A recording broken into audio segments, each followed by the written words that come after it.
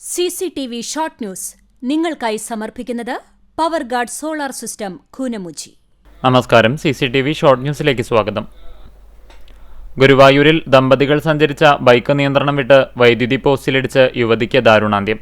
ചാവക്കാട് തെക്കഞ്ചേരി അമ്പലത്ത് ഹനീഫയുടെ മകളും വെളിയങ്കോട് സ്വദേശി റഫീഖിന്റെ ഭാര്യയുമായ 36 വയസ്സുള്ള അജി എന്ന റുസീനയാണ് മരിച്ചത്. ഭർത്താവ് റഫീഖിനെ പരിക്കുകളോടെ മുതുവട്ടൂർ രാജ ആശുപത്രിയിൽ പ്രവേശിപ്പിച്ചു. പുലർച്ചെ ഗുരുവായൂർ തെക്കേനട ഔട്ടർ റിംഗ് റോഡിലായിരുന്നു അപകടം. പന്നിത്തളം സെന്ററിൽ വീണ്ടും അപകടം. വെള്ളിയാഴ്ച രാവിലെ 6:55 ലോറികൾ കൂട്ടിയിടിച്ച് 2 പേർക്ക് പരിക്കേറ്റു. ഒരു ലോറിയുടെ ഡ്രൈവറും സഹായിയും ക്യാബിനുള്ളിൽ കുടുങ്ങി. ഇവരെ ക്രെയിൻ ഉപയോഗിച്ച് വാഹനത്തിന്റെ മുൻവശം അടർത്തി നീക്കിയാണ് പുറത്തെടുത്തത്.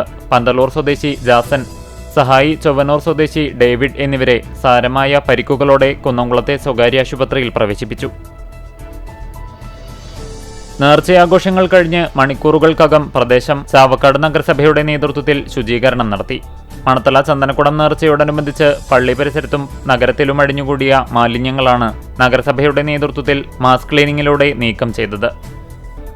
കടവല്ലൂർ ഏകാദശിയുടെ ഭാഗമായി നൽകിവരുന്ന പ്രശസ്ത മദ്ദള കലാകാരൻ കടവല്ലൂർ അരവിന്ദാക്ഷന്റെ നാമത്തിലുള്ള 31ാമത് പുരസ്കാര സമർപ്പണവും അനുസ്മരണ സമ്മേളനവും നടത്തി.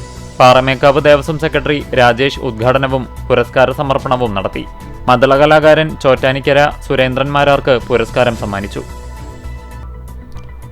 ദേശീയപാത നിർമ്മാണം. മന്നലാങ്കുന്ന് ചക്കോലയിൽ road, AKG road, Allameen road എന്നിവിടങ്ങളിൽ മഴക്കാലത്തുണ്ടാകുന്ന വെള്ളക്കെട്ട് പരിഹരിക്കാനായി കളക്ടറേറ്റിൽ യോഗം ചേർന്നു. ജില്ലാ കളക്ടർ, പൊന്നിയൂർക്കുളം പഞ്ചായത്ത് പ്രസിഡന്റ് ഉൾപ്പെടെയുള്ള ജനപ്രതിനിധികൾ യോഗത്തിൽ പങ്കെടുത്തു. സംസ്ഥാന ബജറ്റിൽ മണലൂർ നിയോജക മണ്ഡലത്തിലെ വികസന പ്രവർത്തനങ്ങൾക്കായി 337.50 കോടി രൂപ അനുവദിച്ചു. സംസ്ഥാന പാതയിൽ പെരുമ്പിലാവ് പട്ടാമ്പി റോഡിൽ തൃത്താലക്കുടിവെള്ള പദ്ധതിയുടെ പ്രധാന പൈപ്പ് പൊട്ടി ആയിരക്കണക്കിന് ലിറ്റർ വെള്ളം പാഴായി. റോഡും തകർന്നു. ഇതോടെ അറ്റകുറ്റപ്പണിക്കായി പുതുതായി നിർമ്മിച്ച റോഡ് പൊളിക്കേണ്ടി വരും. വേലൂർ ശ്രീകാർത്തിയായനി ദേവീക്ഷേത്രത്തിലെ ഉത്സവത്തിന് കൊടിയേറി. ഫെബ്രുവരി 5 വ്യാഴാഴ്ചയാണ് ആറാട്ട്. എരുമപ്പെട്ടി തിരുഹൃദയ ഫൊറോന പള്ളിയിലെ സംയുക്ത തിരുനാളിന് കൊടിയേറി. ഫെബ്രുവരി 7, 8 തീയതികളിലാണ് പരിശുദ്ധ വേളാങ്കണ്ണി മാതാവിന്റെയും വിശുദ്ധ സെബസ്ത്യാനോസിന്റെയും വിശുദ്ധ അന്തോണീസിന്റെയും സംയുക്ത തിരുനാൾ ആഘോഷിക്കുന്നത്. കാട്ടകമ്പാൽ പഞ്ചായത്തും പഴഞ്ഞി സാമൂഹികാരോഗ്യ കേന്ദ്രവും സംയുക്തമായി പാലിയേറ്റീവ് ദിനാചരണവും കുടുംബസംഗമവും നടത്തി. കുന്നംകുളം നഗരസഭയുടെയും കേരള ശാസ്ത്ര സാഹിത്യ പരിഷത്തിന്റെയും സംയുക്താഭിമുഖ്യത്തിൽ ആരോഗ്യ ശില്പശാല സംഘടിപ്പിച്ചു. ടൗൺ ഹാളിൽ നടന്ന ശില്പശാല നഗരസഭാ ചെയർപേഴ്സൺ സൗമ്യ അനിലൻ ഉദ്ഘാടനം ചെയ്തു.